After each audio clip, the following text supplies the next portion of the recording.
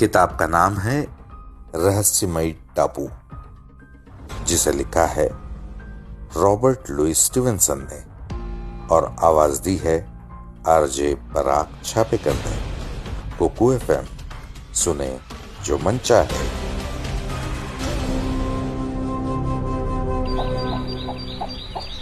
गांव का मुखिया, डॉक्टर और मेरे बहुत सारे मित्र मुझसे बार बार समुद्र के निर्जन टापू के खजाने से जुड़ा किस्सा लिख देने के लिए कहा करते थे।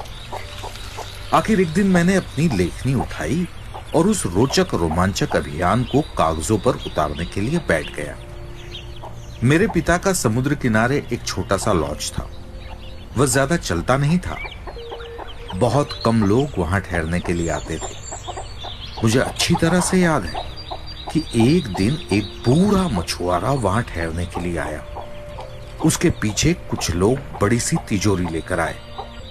वह मछुआरा लंबे कद का था और उसकी कदकाठी बहुत मजबूत थी। उसके हाथ खुरदुरे थे और उन पर चोटों के अनेक निशान थे। उसके गाल पर तलवार की चोट का गहरा निशान था।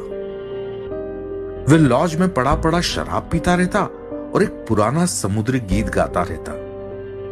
गीत के बोल कुछ शायद ऐसे थे: मुर्दे की तिजोरी 15 लोग, छकते दारू उड़ाते मौज। मुर्दे की तिजोरी 15 लोग, छकते दारू उड़ाते मौज। आते ही उसने मेरे पिता से कहा था, मैं यहां कुछ दिन रुकूंगा। मैं बहुत ही सीधा साधा आदमी हूं। मुझे सादा भोजन और सस्ती शराब चाहिए। मैं यहां रहकर आने जाने वाले जहाजों पर नजर रखूंगा। और तुम मेरा नाम जानना चाहते हो तो सुनो, तुम मुझे कप्तान कह सकते हो। यह सब कहने के बाद उसने मेरे पिता के सामने सोने के 4 सिक्के फेंकते हुए कहा, जब ये खत्म हो जाए तो तुम मुझे बता देना, मैं और सिक्के दे दूंगा। उसकी आवाज बड़ी रूखी थी। उसके कपड़ों पर कई तरह के दाग लगे हुए थे। बड़ा खूंखार दिखता था। मैंने सोचा कि वह किसी वक्त किसी जहाज का कप्तान रहा होगा। सारा दिन वो समुद्र के किनारे बैठा रहता और दूरबीन से आने जाने वाले जहाजों को देखता रहता। शाम होते ही वह लॉज के सामने कमरे में आग जलाकर बैठ जाता और शराब पीने लगता। दिन भर घूमता रहता और लौटते ही पूछता, क्या सड़क से कोई नाविक गुजरा था?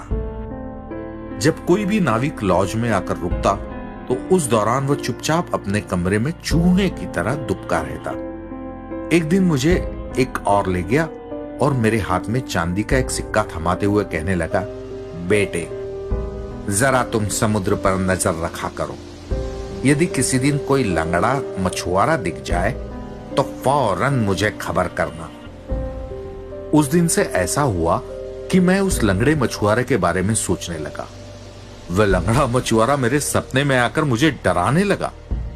जब कभी समुद्र में तूफान उठता, वह लंगड़ा मछुआरा मेरे विचारों पर हावी हो जाता। इस प्रकार कई महीने गुजर गए। हर महीने एक चांदी का सिक्का मुझे थमा देता, लेकिन यह सिक्का मुझे महंगा पड़ रहा था, क्योंकि रह रहकर मेरे ख्यालों में वह लंगड़ा मछुआरा घूम जाता। मेरे मन से अब उस कप्तान का भय निकल चुका था। हर शाम वो मुझे गीत सुनाता।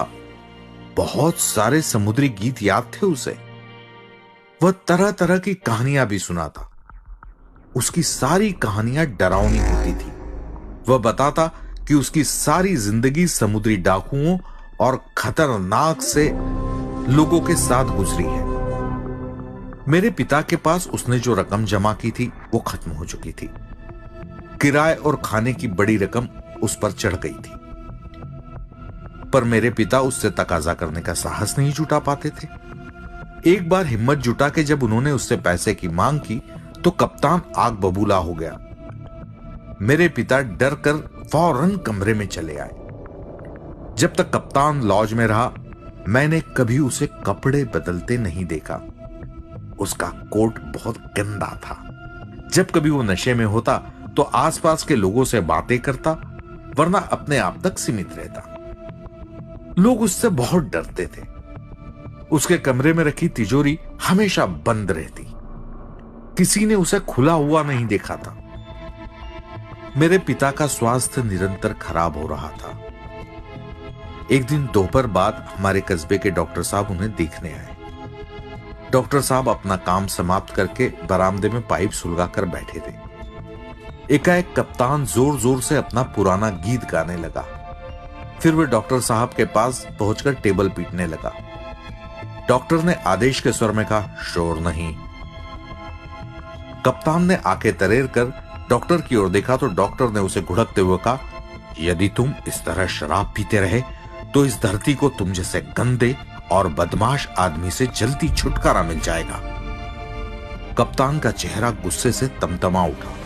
वो उछलकर खड़ा हो गया और जेब से लंबा सा चाकू निकालकर डॉक्टर को घूरने लगा। डॉक्टर साहब वहीं खड़े रहे, बड़े शांत भाव से कहने लगे, यदि तुमने तुरंत ये चाकू अपनी जेब में नहीं रखा तो समझ लेना तुम्हें फांसी के तख्ते तक पहुंचाने में मुझे अधिक समय नहीं लगेगा। तुम्हें मालूम होना चाहिए कि मैं केवल डॉक्टर ही नहीं, इस इलाके का मजिस्ट्रेट भी हूं। आज के बाद मुझे तुम्हारे बारे में कोई शिकायत नहीं आनी चाहिए, वरना तुम्हें परिणाम भुगतना पड़ेगा। यह कहकर डॉक्टर साहब अपने घोड़े पर सवार होकर वहां से चले गए। उस शाम से कई दिनों तक कप्तान चुप रहा।